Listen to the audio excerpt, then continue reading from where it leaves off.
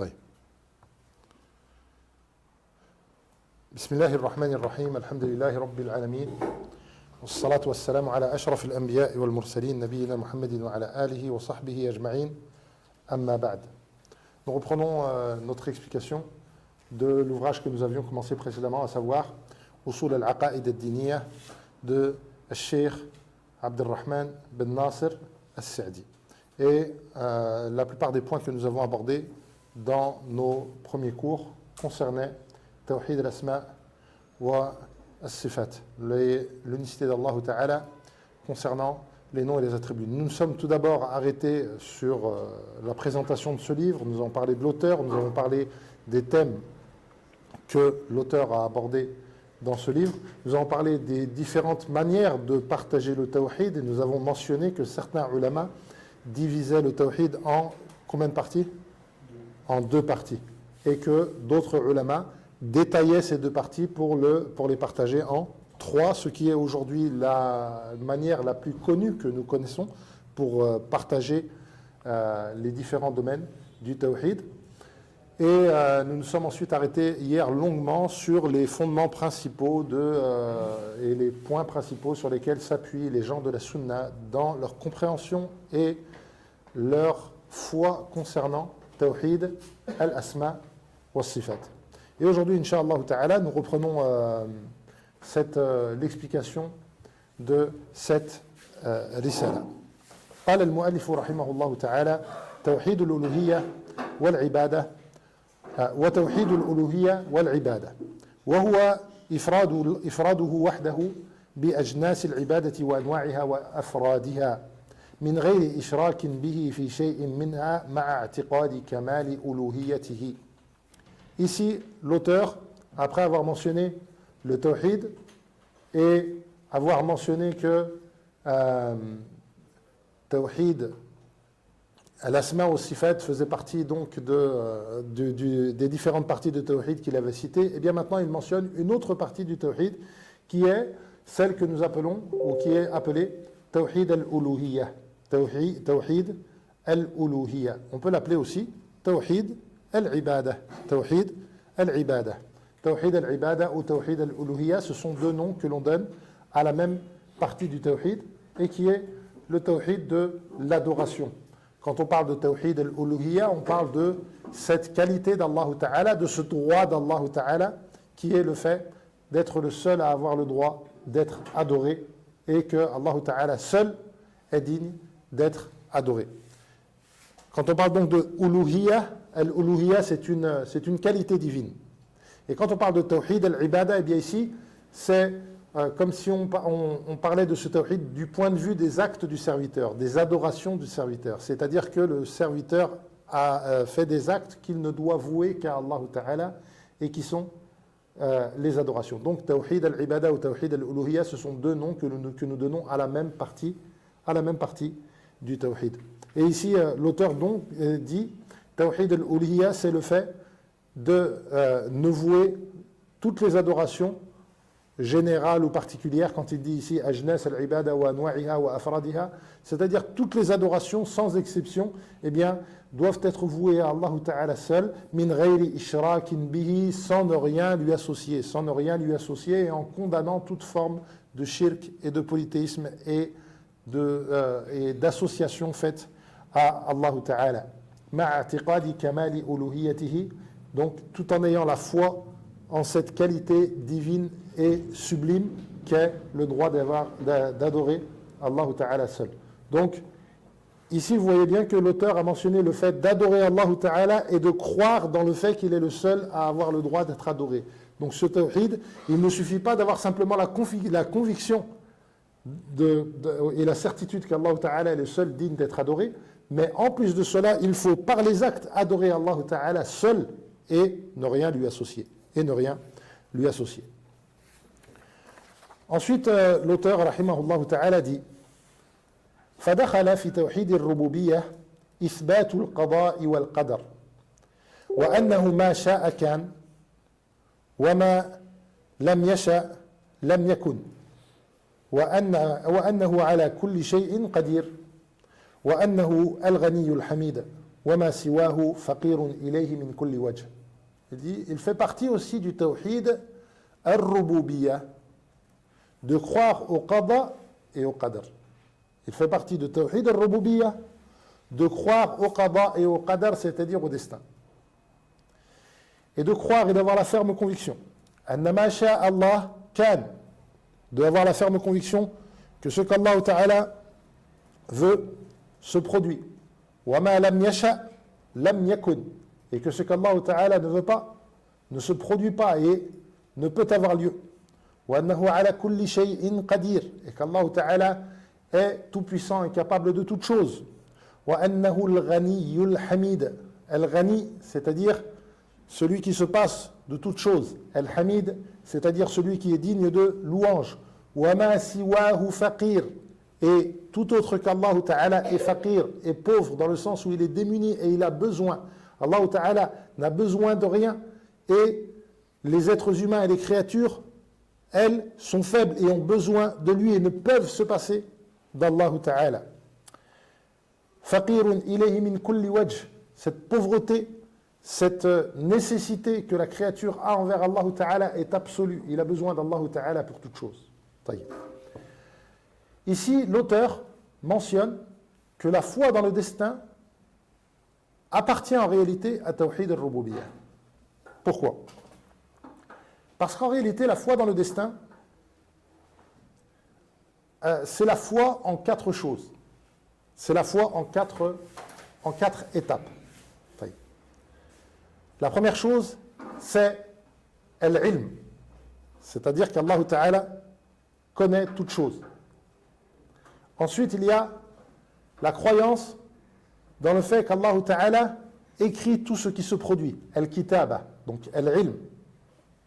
Al-kitaba, il écrit tout ce qui se produit.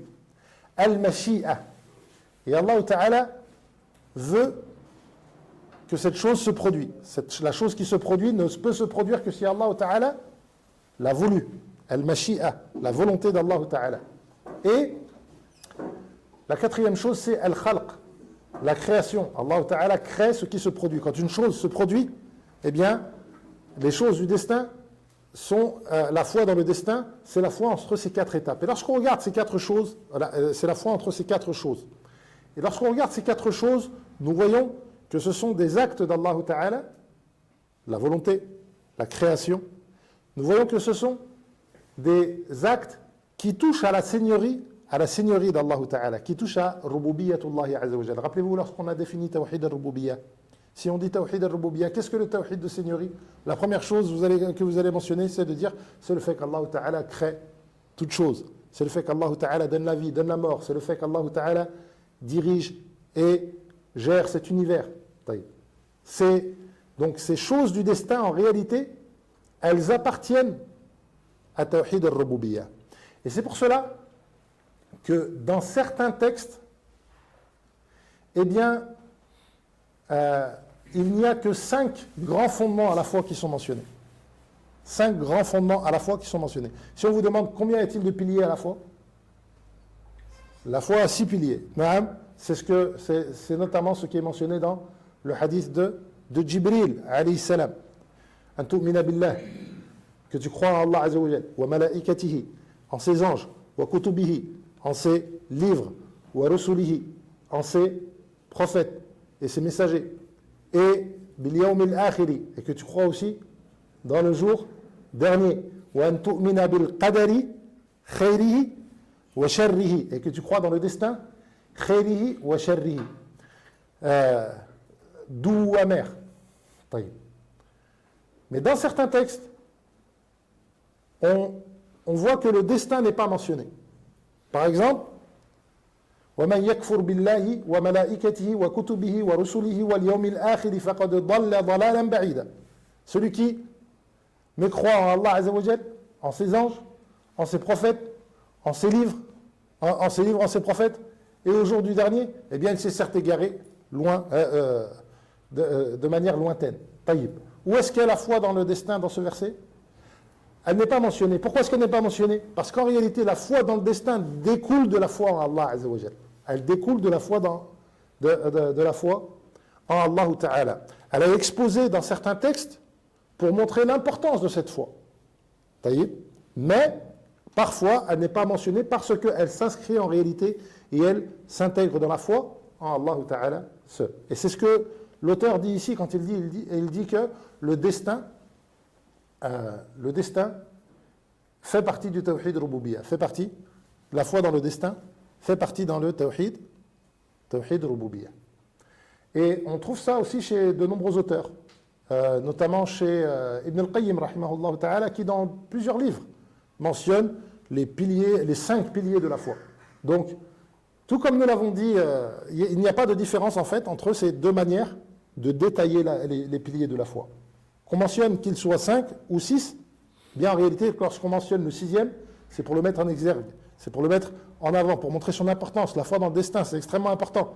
Et les ulama qui ne le mentionnent pas parmi les 5 grands fondements de la foi, en réalité, pourquoi est-ce qu'ils ne le mentionnent pas? Parce que c'est un pilier qui découle de la foi dans l'unicité d'Allah Ta'ala, dans sa seigneurie. Dans sa seigneurie. Ici, l'auteur mentionne Isbatul qada wal qadar. Al-qada wal qadar. Ces deux noms, si on voulait les traduire, on les traduirait par, ces deux mots, on les traduirait par le destin, par le destin. Mais est-ce qu'il y a une différence en réalité entre le mot qada et le mot qadar? Alors, il y a plusieurs postures chez les ulama. Il y en a pour beaucoup d'entre eux, ou pour certains d'entre eux, ce sont des mots synonymes. Le qada et le qadar sont la même chose. Sont la même chose. D'autres ulama font une différence entre le qada et le qadar en mentionnant que al-qadar, c'est ce qu'Allah Ta'ala a su et ce qu'Allah Ta'ala a écrit, et al-qada, c'est ce qu'Allah Ta'ala a voulu et qu'il a décrété. Donc en fait, ça renvoie dans les quatre étapes du qadar que nous avons mentionnées, cela renvoie, le qadar renverrait aux 2 premières et le qada aux 2 secondes. Wa ala kulli hal, ces 2 avis-là sont présents chez les ulama. Si on voulait résumer la foi dans le qada et le qadar, la foi dans le destin, on pourrait dire qu'elle se résume en trois grands piliers. Le 2e et le 3e en réalité découlent du premier. Quels sont ces 3 grands piliers? Le premier, c'est le fait de savoir que tout ce qui se produit dans l'univers a été destiné par Allah Ta'ala. Tout ce qui se produit dans l'univers a été destiné par Allah Ta'ala. Et donc c'est le destin dans ces quatre choses. Dans ces 4 choses. La science d'Allah Ta'ala. L'écriture. Allah Ta'ala a écrit tout ce qui se produit. Il sait tout ce qui se produit. Il a écrit tout ce qui se produit. Et il veut tout ce qui se produit. Et il crée tout ce qui se produit. Ça, c'est le premier grand fondement. Le 2e grand fondement, c'est d'avoir la conviction et la certitude qu'il n'y a pas d'opposition. C'est le fait d'affirmer à la fois la volonté d'Allah Ta'ala et d'affirmer aussi que les serviteurs, que les créatures ont une volonté. D'affirmer que les créatures que les créatures ont une volonté. Et qu'il n'y a pas d'opposition entre le fait d'affirmer la volonté d'Allah Ta'ala et d'affirmer la volonté des créatures. Et Allah Ta'ala mentionne que les créatures ont une volonté dans différents versets. Liman sha'a minkum ay yastaqim, pour celui d'entre vous qui veut suivre le droit chemin. Faman sha'a falyu'min wa man sha'a falyakfur. Que celui qui le veuille croit et que celui qui le veuille mécroit. Mais cette volonté, elle ne peut pas sortir de la volonté d'Allah Ta'ala. Il ne peut pas se produire dans l'univers ce qu'Allah Ta'ala ne veut pas. وَمَا تَشَاءُونَ إِلَّا أَن يَشَاءَ اللَّهُ. Et vous ne pouvez vouloir que si Allah Ta'ala le veut. Donc le fait de comprendre ces 2 notions, c'est aussi un point important de notre foi dans le destin. Le troisième point ou le 3e fondement sur lequel on peut s'arrêter dans la foi sur le destin, c'est le fait de comprendre que la guidée et l'égarement est entre les mains d'Allah Ta'ala. Allah Ta'ala yahdi man yasha wa yudillu man yasha. Allah Ta'ala guide qui il veut et il égare qui il veut. Il guide ni'matan wa fadla. Il guide par bienfait et par bonté. On a besoin d'Allah Ta'ala pour nous guider. Et lorsqu'il nous guide, c'est une manifestation de sa bonté et de ses bienfaits. Il guide donc rahmatan wa fadla.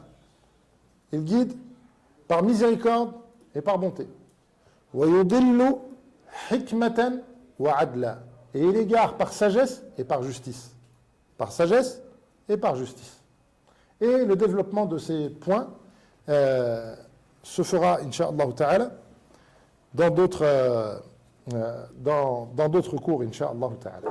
Puis l'auteur dit ودخل في توحيد الأسماء والصفات إثبات جميع معاني الأسماء الحسنى تعالى لله تعالى الواردة في الكتاب والسنة والإيمان بها 3 درجات إيمان بالأسماء وإيمان بالصفات وإيمان بأحكام صفاته كالعلم بأنه عليم ذو علم يعلم كل شيء قدير ذو قدرة يقدر على كل شيء إلى آخر ما له من الأسماء الحسنى. طيب. L'auteur ici dit, il fait partie aussi du tawhid et l'asma wa sifat, d'affirmer à propos d'Allah Ta'ala tous les noms qu'il s'est lui-même attribués, les noms parfaits qui sont mentionnés dans le Coran et la Sunna. Et il dit, al-imanu biha 3 darajat. Cette foi dans les noms d'Allah Ta'ala est de 3 degrés.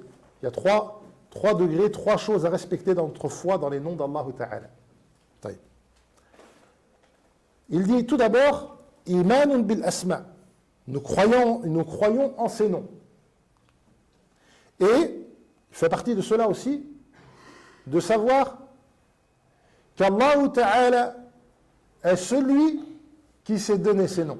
Ce ne sont pas les créatures qui ont donné ces noms à Allah Ta'ala. C'est Allah Ta'ala qui s'est lui-même nommé. Contrairement aux idoles. Les idoles, in hiya illa asma'un sammaytumuha antum wa aba'ukum. Ce ne sont que des noms que vous avez vous-même donnés à vos idoles. Non. Allah Ta'ala s'est lui-même nommé de ces noms. Et croire en ces noms, c'est aussi croire que ces noms sont éternels. Et qu'Allah Ta'ala a toujours été Al-Alim, Al-Sami'. Il a toujours été dans le passé, dans l'éternité infinie passée. Eh bien, Allah Ta'ala, ces noms ont toujours été les noms d'Allah Ta'ala et ont toujours été attribués à Allah Ta'ala. Deuxièmement, on doit croire dans les awsaf, dans les sifat, dans les attributs que comprennent ces noms. C'est-à-dire que, en d'autres formes, en d'autres termes, les noms d'Allah Ta'ala sont à la fois des noms propres et à la fois des qualités. C'est à la fois des noms propres et à la fois des qualités. C'est-à-dire que oui, Allah Ta'ala s'appelle Al-Alim, celui qui sait tout.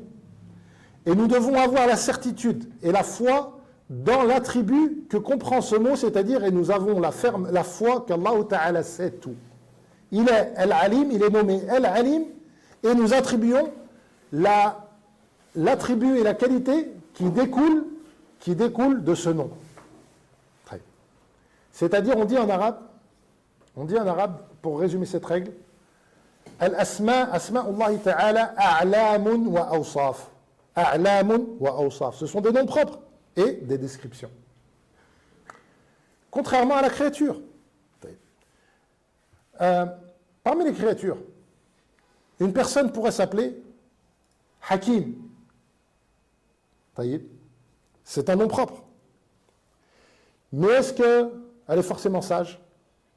Non. C'est-à-dire que c'est un nom propre, mais ce n'est pas une description. de lui-même. Alors que on doit croire dans le nom d'Allah Ta'ala et croire que c'est à la fois des noms d'Allah Ta'ala, et nous devons croire dans la deuxième étape que le cheikh mentionne ici, al-imanu bis-sifat, imanun bis-sifat. Nous devons croire dans les attributs que comprennent ces noms.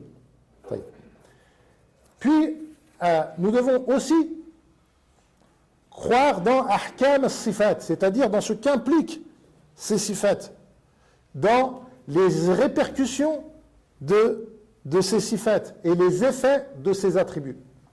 Comme le mentionne ici l'auteur, innahu al-alim, il est al-alim. Al-alim, c'est un nom d'Allah Ta'ala, c'est la première étape, nous devons croire dans ce nom. Il est zu ilm, c'est-à-dire que parmi ces attributs il y a le ilm, la science infinie d'Allah Ta'ala. Et il y a la conséquence à cela, c'est quoi? C'est que ya'lamu kulla shay, il sait toute chose.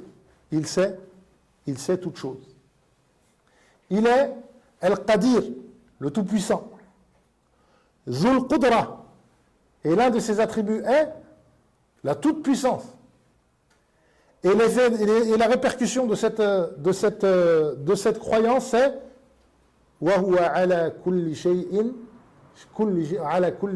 qadir. Et il est capable de toute chose.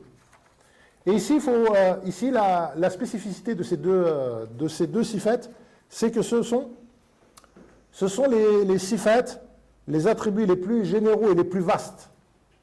Ce sont des attributs les plus vastes qui touchent le plus de choses. Car Allah Ta'ala sait ce qui existe. Mais il sait aussi ce qui n'existe pas, comment il se produirait s'il existait. Et s'ils étaient renvoyés sur terre, ils reviendraient vers ceux qu'on leur a interdit. Ils ne reviendront pas sur terre, mais Allah Ta'ala sait comment est-ce qu'ils reviendraient sur terre si cela se produisait. Et pareil pour la Qudra, ça fait partie de ces attributs d'Allah Ta'ala qui sont les plus vastes et les plus générales. Ensuite, l'auteur dit ودخل في ذلك إثبات علوه على خلقه واستوائه على عرشه ونزوله كل ليلة إلى سماء الدنيا على الوجه اللائق بجلاله وعظمته. Il fait partie de notre foi dans les noms et les attributs d'Allah Azza wa Jal, la foi dans Al-Ulu. Al-Ulu, ce qu'on pourrait traduire comme la hauteur et l'élévation. Et le fait que nous ayons la ferme conviction qu'Allah Ta'ala est au-dessus de toutes ses créatures. Qu'Allah Ta'ala est au-dessus de toutes ses créatures.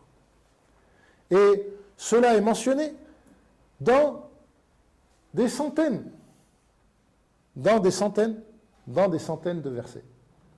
Et c'est une question sur laquelle il n'y a aucune divergence entre les ulama de la communauté parmi les premiers siècles.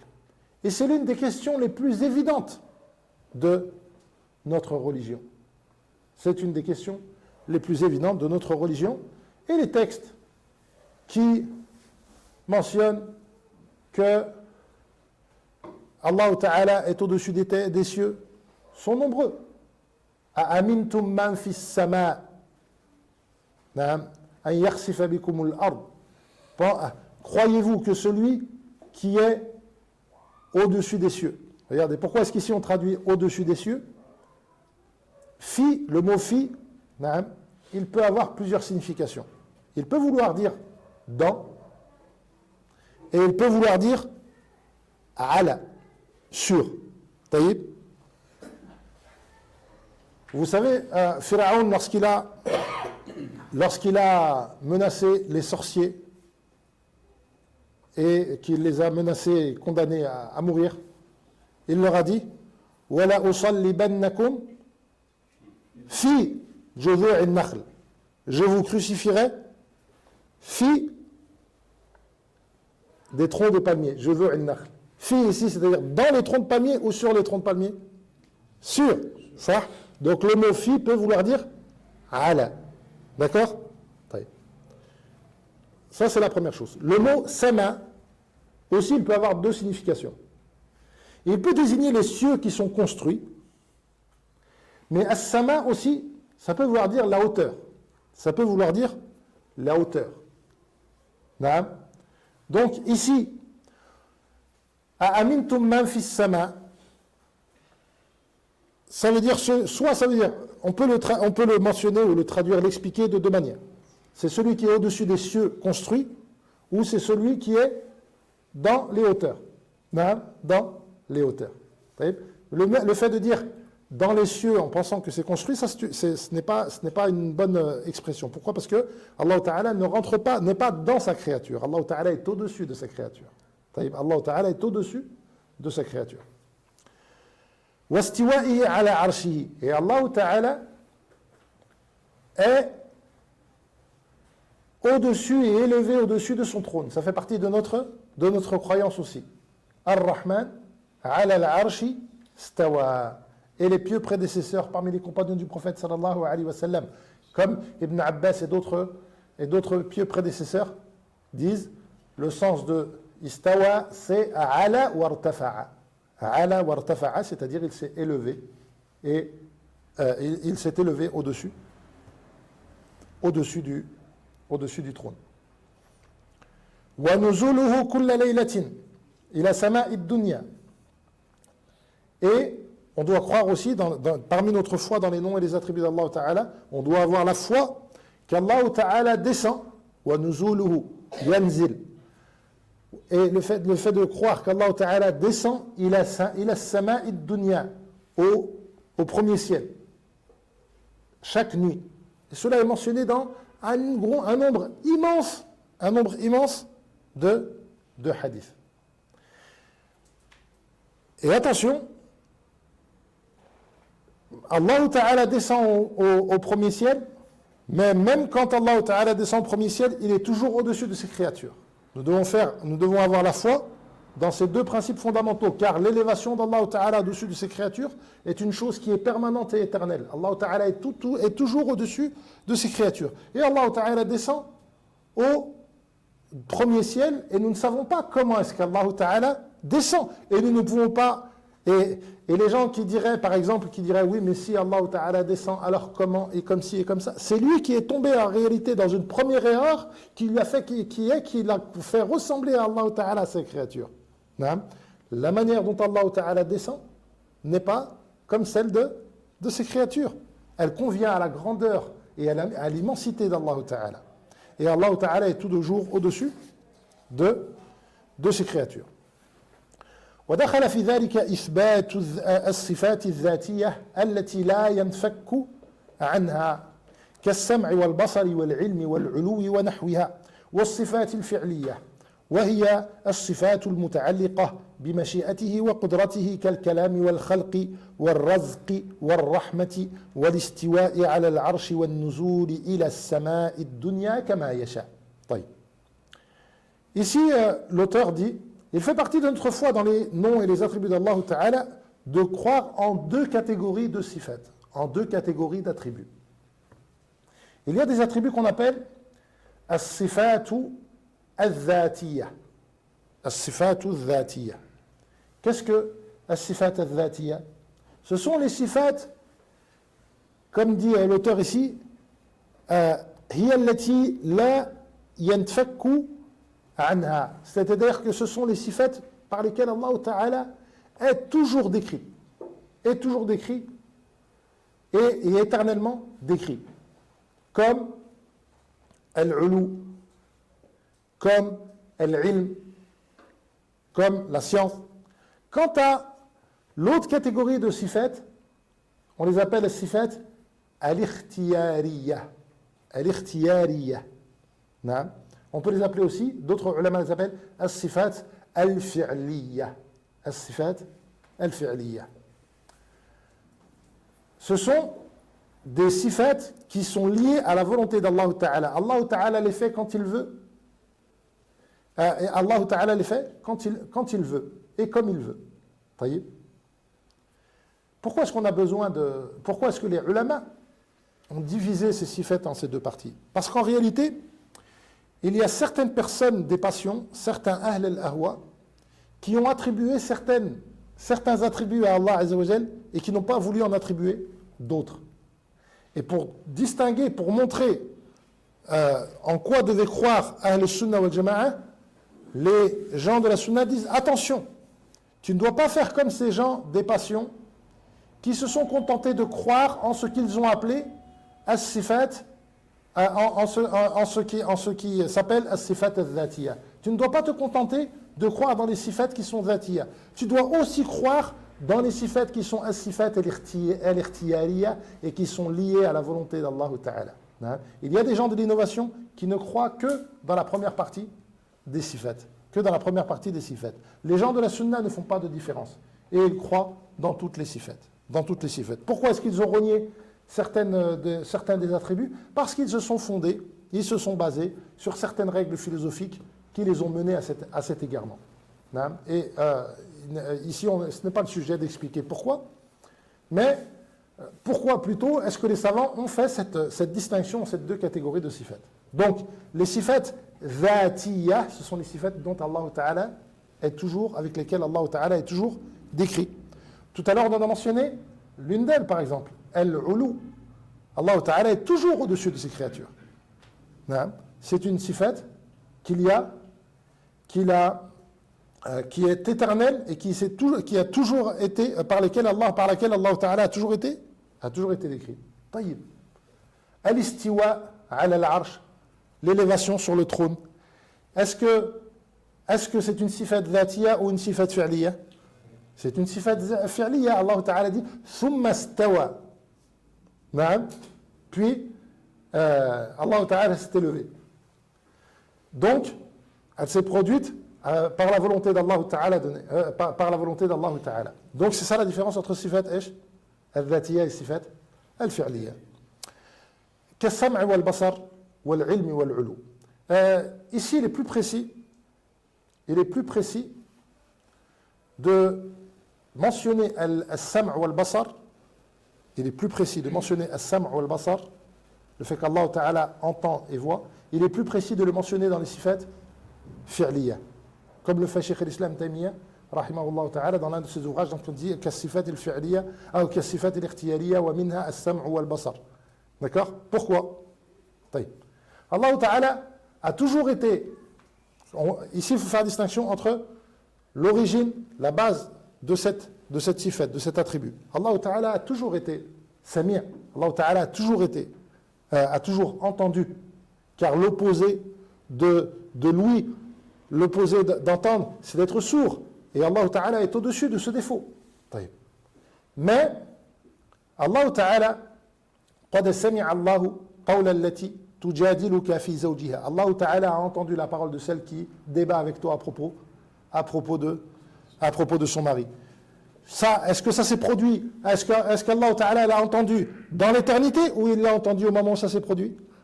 Il l'a entendu au moment où ça s'est produit. Donc de cette manière-là, le plus juste est de mentionner que as-sam' wal basar, c'est dans l'origine dans le principe d'origine, c'est une sifat dhatiyya, mais d'une certaine manière aussi, c'est une sifat fi'liyya aussi, d'un autre point de vue. C'est une sifat fi'liyya, comme al-kalam. Donc ici l'auteur dit, parmi les sifat ikhtiyariyya, al-muta'alliqa bil-mashi'a, kal-kalam. Al-kalam, la parole d'Allah Ta'ala. Bien sûr, Allah Ta'ala a toujours été décrit par la parole, mais il parle quand il veut. Et dit ce qu'il veut, et comme il le veut. Et donc c'est pour ça que c'est une sifat fi'liyya. Wal-rahma, wal-khalq, wal-razq, wal-rahma. La création, le fait de pourvoir, le fait de faire miséricorde à une personne ou à une autre, ce sont des sifat qui sont, comment on les appelle? Fi'liyya ou ikhtiyariyya. Fi'liyya ou ikhtiyariyya. Combien de catégories donc au sifat? Deux. La première, on les appelle dhatiyya. Et ce sont les sifat qu'Allah Ta'ala est toujours décrit par celle-ci. La deuxième catégorie, ce sont les sifat ikhtiyariya ou fi'liya, qui se produisent lorsqu'Allah Ta'ala le veut. Allah Ta'ala parle quand il veut. Il dit ce qu'il veut. Il le dit comme il le veut.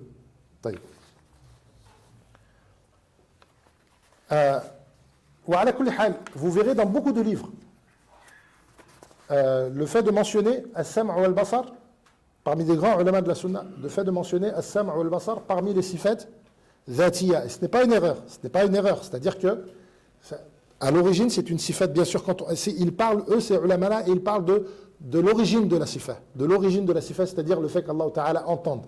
Ça, Allah Ta'ala a toujours été décrit par le fait qu'il entende. Mais, d'un autre point de vue, c'est une sifat fi'liya car il entend les choses lorsqu'elles se produisent. Il entend les choses quand elles se produisent. Il voit les choses lorsqu'elles se produisent. والصفات الفعلية هي التي هي الصفات المتعلقة بمشيئة الله بمشيئته وقدرته كالكلام والخلق والرزق والرحمة والاستواء على العرش والنزول إلى السماء الدنيا. طيب. Ensuite il dit وأن جميعها تثبت لله من غير تمثيل ولا تعطيل. Et que toutes ces sifat, elles sont attribuées à Allah Azza wa Jal. من غير تمثيل, sans qu'on fasse ressembler ces sifat à la créature. Nous ne croyons pas, nous ne devons pas croire. C'est extrêmement grave de croire que les sifat, les qualités d'Allah Ta'ala ressemblent aux qualités de ces créatures. وَمِنْ غَيْرِ تَعْطِيلٍ, une autre maladie qu'on a mentionnée précédemment, et sans les nier aussi. Sans les nier aussi. On doit affirmer ce qu'Allah Ta'ala a affirmé à propos de lui-même. وَأَنَّهَا كُلَّهَا قَائِمَةٌ بِذَاتِهِ وَهُوَ مَوْصُوفٌ بِهَا. Ce sont des sifat qui appartiennent, par lesquels Allah Ta'ala est décrit. Ce sont des sifat qui reviennent à Allah Ta'ala. Contrairement à certaines personnes des passions qui disent par exemple que Allah Ta'ala a créé une parole dans l'air ou dans telle créature. Il a créé sa parole dans une air. Non, nous pensons que c'est Allah Ta'ala qui a parlé. Ce sont des attributs d'Allah Ta'ala. وَأَنَّهُ تَعَالَى لَمْ يَزَلْ وَلَا يَزَالُ يَقُولُ وَيَفْعَلُ. Et qu'Allah Ta'ala a toujours dans l'infini dit et fait, وَأَنَّهُ فَعَّالٌ لِمَا يُرِيدُ, et qu'il est celui qui fait ce qu'il veut.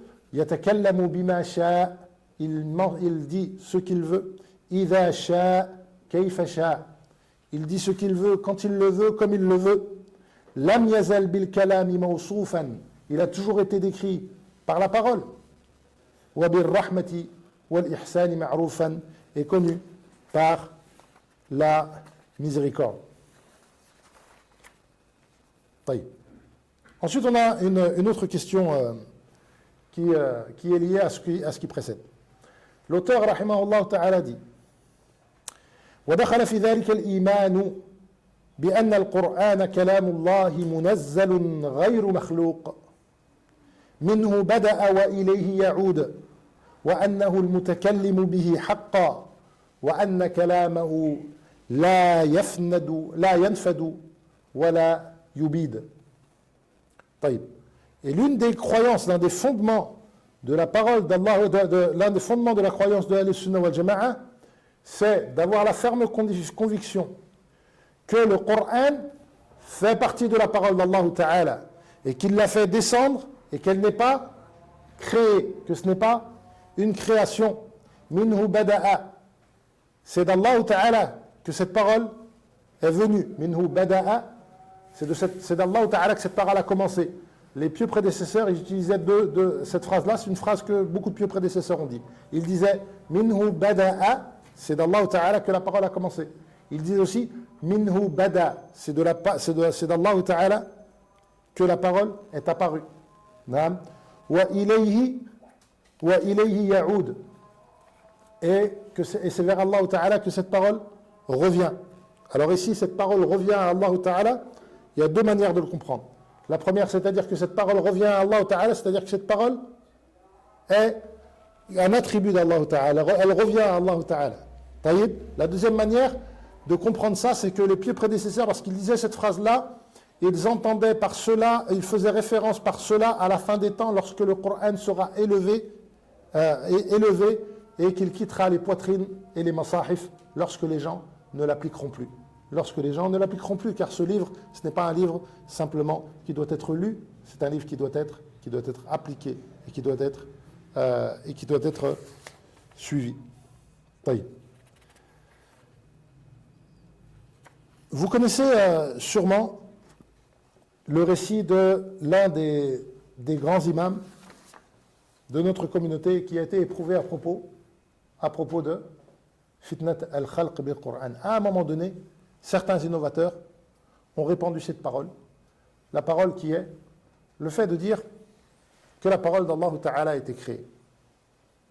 Le fait de dire que la parole d'Allah Ta'ala a été créée. Ce sont des innovateurs qui ont amené cette parole-là. Et à un moment donné, ils ont réussi à se rapprocher du roi de l'époque et qui a lui-même imposé cette parole et qui a imposé aux savants de dire cette parole-là. Et certains savants, et beaucoup de savants ont été torturés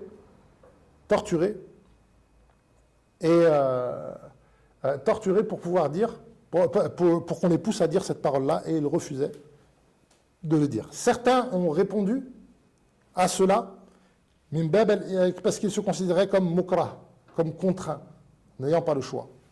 Mais il y a un imam qu'Allah Ta'ala a élevé par cela, car Allah Ta'ala élève ceux qui se dressent pour défendre la vérité au moment cruciaux comme celui-ci. Il y en a plusieurs et il y en a particulièrement un qui est extrêmement connu, qui est l'imam Ahmed, rahimahullah ta'ala. Et l'imam Ahmed a été torturé, il a refusé de dire cette parole, et il y a énormément de débats, d'événements qui se sont produits et qui sont rapportés. Mais ce sur quoi je voudrais qu'on s'arrête là maintenant, c'est de se poser la question. Pourquoi est-ce que cette parole est si grave? Quelle est la conséquence dramatique que l'imam Ahmed, rahimahullah ta'ala, et les imams de son époque ont vu dans cette horrible parole, au point de se dresser pour s'opposer à celle-ci, au péril même de leur vie.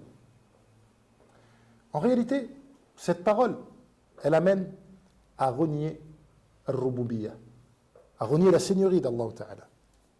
Elle amène à renier la divinité d'Allah Ta'ala. Elle amène à renier les messagers.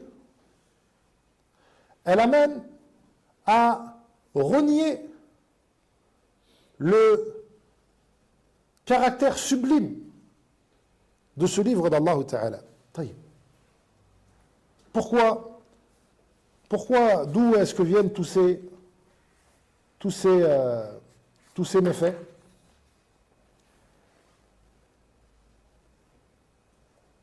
Tout d'abord, vous savez que Allah Ta'ala crée en disant à une chose, soit, et elle est. إذا قضى أمرا قال كن فيكون. Il dit à une chose soit et elle est.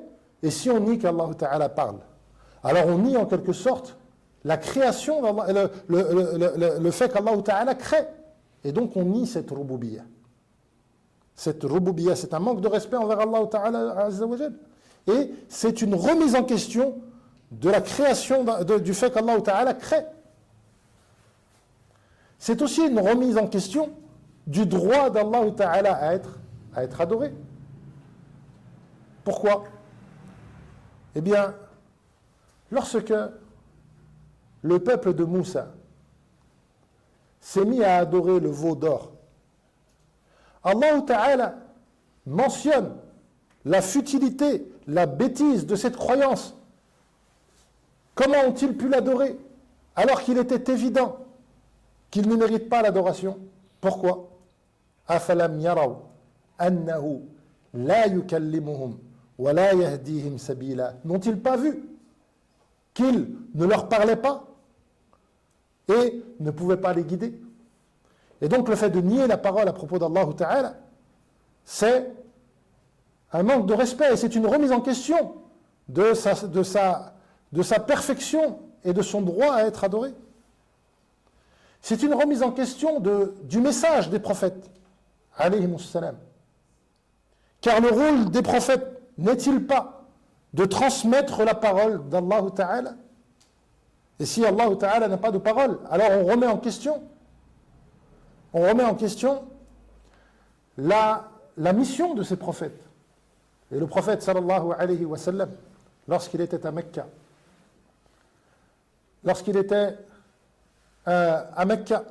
et qu'il cherchait un peuple pour le soutenir dans sa mission, il disait ala qawmun yahmiluni fa uballighu kalama rabbi fa inna qurayshan mana'atni an uballigha kalama rabbi. Y a-t-il un peuple, y a-t-il des gens pour m'aider, pour me soutenir, afin que je transmette la parole de mon Seigneur, car Quraysh m'a empêché de transmettre la parole de mon Seigneur. Et il y a d'autres méfaits, mais l'un de ces méfaits aussi, c'est le fait de remettre en question le respect qui est dû à ce livre. Pourquoi respectons-nous tant ce Coran? Pourquoi est-ce que ce Coran a cette place dans notre religion? Parce que c'est Kalamullah. Parce que c'est Kalamullah. Et donc, et c'est pour ça que parfois, dans certains cas, où certains savants mentionnent des manques de respect commis par certaines personnes de l'innovation envers le Mus'haf, parce qu'ils n'avaient pas la foi et la conviction que ce Mus'haf est la parole d'Allah Ta'ala, que ce qu'il y a dans le Mus'haf est la parole d'Allah Ta'ala. Et si aujourd'hui, nous sommes si attachés à appliquer le Coran, c'est bien parce que nous savons, ou nous avons la conviction, c'est bien parce que nous savons et que nous avons la conviction que c'est la parole d'Allah Ta'ala. Et c'est pour ça qu'en réalité, aujourd'hui, il y a des gens qui ont compris les méfaits, de cette parole. Et qui ont su que si les musulmans étaient si attachés à l'application du Coran, c'est parce qu'ils savaient que c'était la parole d'Allah Ta'ala. Et c'est pour ça qu'aujourd'hui, vous avez peut-être vu que certaines personnes qui cherchent à remettre en question notre compréhension et notre application de l'islam, ils adoptent ces croyances en disant non, il est présent dans certaines paroles, dans l'histoire de l'islam, que le Coran n'est finalement qu'une création et qu'il peut être remis en question. Et ici, juste pour terminer, Inch'Allah Ta'ala, avant qu'on fasse la prière, bien comprendre que ce que nous sommes en train d'étudier, c'est, et je l'ai répété à différentes reprises, c'est ce qui mène vers le respect, vers l'estime de notre Seigneur. Et que lorsque ces savants se sont dressés pour protéger notre religion contre ces innovations, c'est parce qu'ils comprenaient que ces innovations étaient une atteinte portée à notre religion. Regardez les méfaits de la parole de Khalq al-Qur'an. Regardez les méfaits lorsqu'on a mentionné du fait de ne pas prendre en considération certains hadiths dans les noms et les attributs d'Allah Ta'ala. Tout cela en réalité, c'est une atteinte, un manque de respect fait à cette religion qu'Allah Ta'ala nous a révélée, un manque de respect fait envers Allah Ta'ala. Et donc, bien comprendre que nous sommes en train d'étudier des choses qui mènent vers le respect et le ta'zim, la glorification et la vénération d'Allah Ta'ala. Barakallahu fikum, je vous remercie pour votre attention. Inch'Allah Ta'ala, demain, ce sera la dernière de ces assises du fait que je ne serai plus parmi vous à la suite. On ne terminera sûrement pas le livre, mais Inch'Allah Ta'ala, on continuera d'avancer. Bi'idhnillah Ta'ala. Barakallahu fikum. Nasalullah Azza wa Jal, ilman nafi'an wa amalan mutaqabbala. نسأل الله عز وجل أن يعلمنا ما ينفعنا وأن ينفعنا بما علمنا ويرزقنا الإخلاص في القول والعمل. جزاكم الله خيرا وبارك الله فيكم وصلى الله وسلم على نبينا محمد وعلى آله وصحبه أجمعين.